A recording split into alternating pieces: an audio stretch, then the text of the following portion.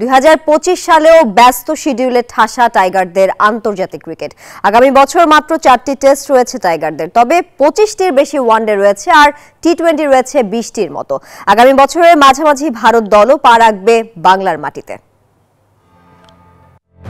যারা 3 ফরম্যাটে জাতীয় দলের প্রতিনিধিত্ব করেন 2025 সালেও তাদের যেন নেই দম ফেলার ফুসরত। সারা বছরই ক্রিকেটের সঙ্গে সন্ধি করেই বছর কাটাতে হবে। আইসিসি ও এসিসি ইভেন্ট ছাড়া আগামী বছর 7টি দ্বিপাক্ষিক সিরিজ খেলবে শান্ত মিরাজ লিটনরা। এছাড়াও দেশের সবচেয়ে বড় ফ্র্যাঞ্চাইজি আসর বিপিএলও চলবে লম্বা সময় ধরেই।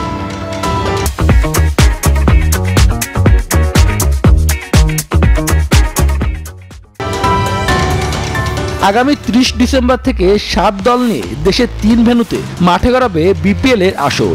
দেশি বিদেশি ক্রিকেটারদের অংশগ্রহণে আসরটি চলবে 7 ফেব্রুয়ারি পর্যন্ত।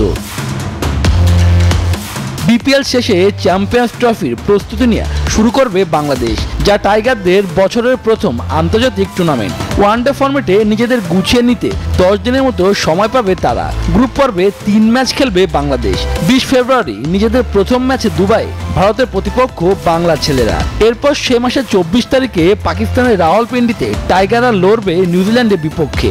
একই ভেন্যুতে 27 তারিখে মুখোমুখি হবে বাংলাদেশ ও পাকিস্তান। মার্চের শেষে ও এপ্রিলের শুরুতে জিম্বাবুয়ের বিপক্ষে সিরিজ খেলবে লাল সবুজের প্রতিনিধিরা। রোডিশানদের বিপক্ষে হোম সিরিজে 3 ওয়ানডের পাশাপাশি 3টি টি-20 ম্যাচ খেলবে শান্ত বাহিনী।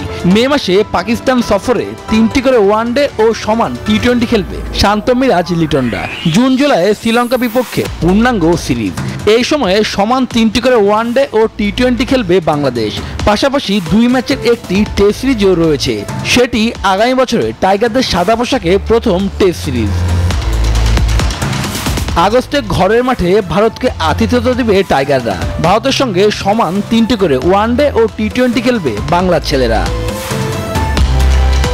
সেপ্টেম্বরে 6 জাতির এশিয়া কাপে অংশ নেবে তারা। এছাড়া অক্টোবরে হোম ভেন্যুতে ওয়েস্ট ইন্ডিজের বিপক্ষে 3টি করে ওয়ানডে ও টি-20 খেলবে তারা। বছরের শেষে নভেম্বর ডিসেম্বরে আয়ারল্যান্ড সফর করবে বাংলাদেশে। এই সফরে পূর্ণাঙ্গ সিরিজ খেলবে 2 দল। শুভদেবনাথ, নিউজ 24।